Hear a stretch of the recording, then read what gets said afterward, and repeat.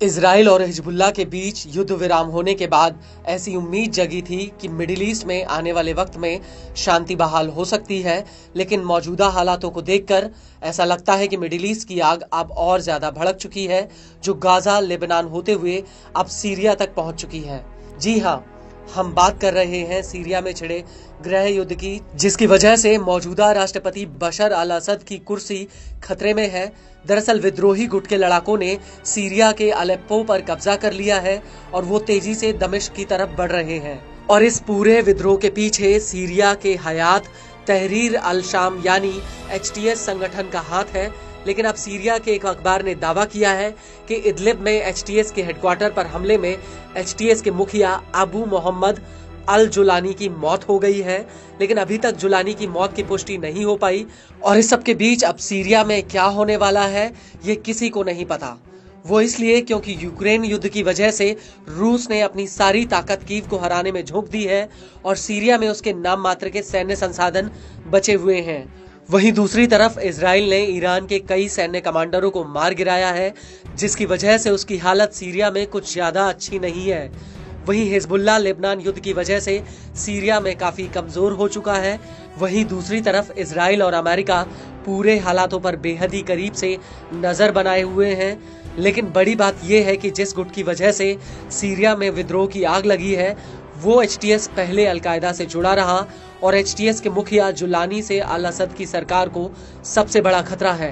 हालांकि इस लड़ाई के पीछे शिया और सुन्नी का पहलू भी हावी हो रहा है, क्योंकि जुलानी सुन्नी है तो राष्ट्रपति असद शिया मुस्लिम है और इसी वजह से शिया बहुल ईरान भी असद के साथ खुलकर खड़ा हुआ है। मौजूदा समय में HTS ने सीरिया के इदलिब, अलेप्पो और हमा के कई गांवों पर कब्जा कर लिया है। HTS का मुखिया और कमांडर अबू मोहम्मद अल जुलानी है। हालांकि जुलानी की मौत को लेकर अभी कोई ठोस जानकारी सामने नहीं आई है, लेकिन वो जुलानी ही है जिसने एक ही झटके में रूस, ईरान और इराकी सेना को बैकफुट पर ला दिया है। ऐसे में बड़ा सवाल उठता है कि आखिर जुलानी कौन है। तो आपको बता दें कि जुलानी को लेकर अरब मीडिया का कहना है कि उसका जन्म 1981 या 1982 में हुआ था। वो इदलिब में पला बड़ा और जब 2003 में अमेरिका ने इजराइल पर हमला किया तो वो मेडिकल की पढ़ाई बीच में ही छोड़कर अलकायदा के साथ जुड़ गया। जुलानी अलकायदा में अबू मुसाब अल जरकावी करीबी रहा और जब 2006 में जरकावी की हत्या हो गई तो वो लेबनान और इराक में छिप गया था।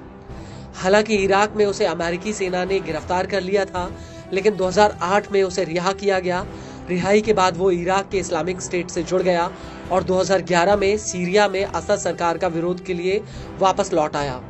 2012 में उसने जबात अल नुसरा नाम का संगठन बनाया और असद सरकार के खिलाफ फिर से मोर्चा खोल दिया।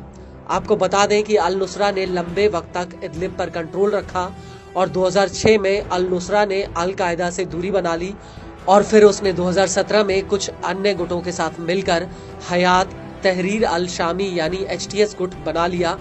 और अब HTS के मुखिया अबू मोहम्मद अल जुलानी को लेकर अरब मीडिया का कहना है कि रूसी एयर स्ट्राइक में उसकी मौत हो गई है। रूसी मीडिया के मुताबिक 1 दिसंबर 2024 की सुबह रूसी एयरफोर्स ने सीरियाई सेना के समर्थन में विद्रोहियों के ऊपर हवाई हमले किए।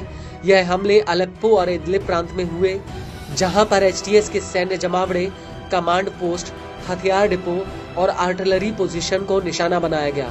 अरब मीडिया के मुताबिक इन हमलों में जुलानी की मौत हो गई है और जुलानी की मौत के बाद सीरिया में आगे क्या होगा इसको लेकर कुछ कहा नहीं जा सकता, क्योंकि वो जुलानी ही है जो इतने वर्षों से असद सरकार के खिलाफ मोर्चा खोले हुए है। लेकिन बड़ी बात यह है कि अभी तक किसी ने भी जुलानी की मौत को लेकर कोई ठोस जानकारी नहीं दी है।